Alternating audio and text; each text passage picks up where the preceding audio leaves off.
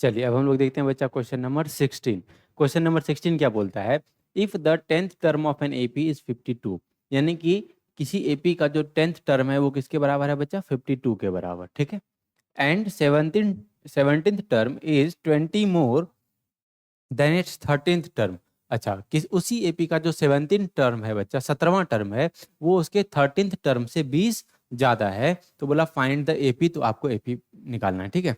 तो सबसे पहले देखिए बच्चा क्या दिया है, बोला कि इसका जो 10th टर्म है वो 52 है। 10th टर्म 52 कहने का मतलब जो ये T10 का वैल्यू है बच्चा, ये क्या है, 52। इसमें आगे स्टेटमेंट लिखेंगे, let a be it the first term of the AP, है ना, and d be their common difference, ठीक है बच्चा। चलिए अगर हम लोग देखें बच्चा T10, यानी कि T10 अगर हम लोग देखें बच्चा 10th टर्म, तो यानी कि क्या होगा, a plus n minus one into d is equal to क्या बच्चा, 52। और n का वैल्यू हम लोग क्या पुट करेंगे, 10, क्योंकि यहाँ 10th टर्म दिया है, यानी कि a plus 10 minus one into D, और ये किसके बराबर बच्चा, 52 के बराबर, यानी कि a plus 10 minus one 9 into d, 9d is equal to क्या बच्चा, 52। और इसको हम मानेंगे इक्वेशन 1।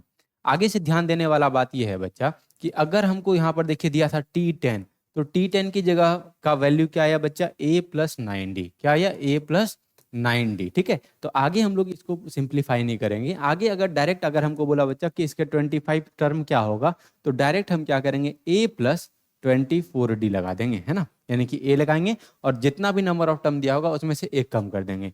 अगर बच्चा T50 बोलता तो क्या लगाते, a प्लस 50 में से एक कम 49d। अगर बच्चा T100 देता तो क्या लगाते, a प्लस 100 में से एक कम कितना बच्चा, 90। इस तरीके का हम लोग करेंगे, इतना सॉल्व नहीं करेंगे, ठीक है, इस बात का ध्यान रखना, ठीक है बच्चा।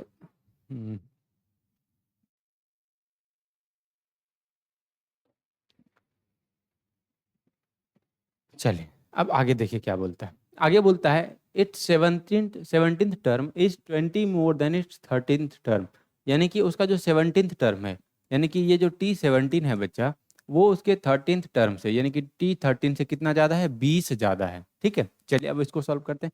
देखिए T17 मतलब क्या होगा, a प्लस 17 में से एक कम 16d, क्लियर है। उसी तरीके से बच्चा T13 क्या होगा, a प्लस 12d, और ये किसके बराबर, सॉरी अरे यहाँ प्लस 20 है, ये क्या बच्चा, प्लस 20, क्लियर है। अब हम क्या करेंगे, ए और डी को सबको लेफ्ट साइड शिफ्ट कर देंगे, तो यहाँ पहले से बच्चा ए प्लस 16d, और इधर आएगा तो प्लस है, इधर आएगा तो माइनस है, और प्लस 12d आएगा तो बच्चा माइनस 12d, और ये किसके बराबर, 20 के बराबर। प्लस है और माइनस है यहाँ पर कैंसिल, 16d माइनस 12d क्या होगा बच्चा, 4d, और ये 4d किसके बराबर, 20 के बराबर। अब हम लोग d का वैल्यू निकालेंगे, तो d का वैल्यू क्या होगा बच्चा, 20/4, ये कितनी टाइम्स में जाएगा, 5 टाइम्स में, तो d का वैल्यू आ गया बच्चा हमारा 5, ठीक है। अब हम लोग क्या करेंगे, d का वैल्यू इक्वेशन 1 में पुट कर देते हैं, क्लियर है। तो हम लिखेंगे बच्चा ऑन पुटिंग क्या, d का वैल्यू क्या है बच्चा, 5, on putting d is equal to 5 in equation 1 we get. अगर हम लोग क्या करें कि d का वैल्यू 5 इक्वेशन 1 में पुट कर दें तो क्या होगा, इक्वेशन 1 है क्या बच्चा हमारे पास, a प्लस 9d, क्या है, a प्लस 9d, और ये किसके बराबर बच्चा, 52 के बराबर। और यहाँ पर d का वैल्यू हम पुट करेंगे 5, यानी कि a प्लस 9 इंटू 5, और ये किसके बराबर बच्चा, 52 के बराबर। तो a प्लस 9 5 जा 45 इज इक्वल टू क्या बच्चा, 52। और a का वैल्यू अगर निकालें तो प्लस 45 को हम लोग उधर शिफ्ट कर देंगे, तो क्या होगा, -45, यहाँ पर है बच्चा 52, और प्लस 45 जाएगा तो -45। तो a का वैल्यू कितना बच्चा, 7, क्लियर है। यानी कि a का वैल्यू आ गया हमारा 7, और d का वैल्यू आया बच्चा हमारा 5। तो अब हमसे क्या पूछा बच्चा, बोला एपी बताइए, क्लियर है, एपी। तो अगर हम लोग एपी निकालें बच्चा, तो फर्स्ट टर्म क्या है, 7। अच्छा, अगला टर्म निकालने के लिए हम लोग क्या करते थे बच्चा, दिए गए टर्म में कॉमन डिफरेंस को ऐड करते थे।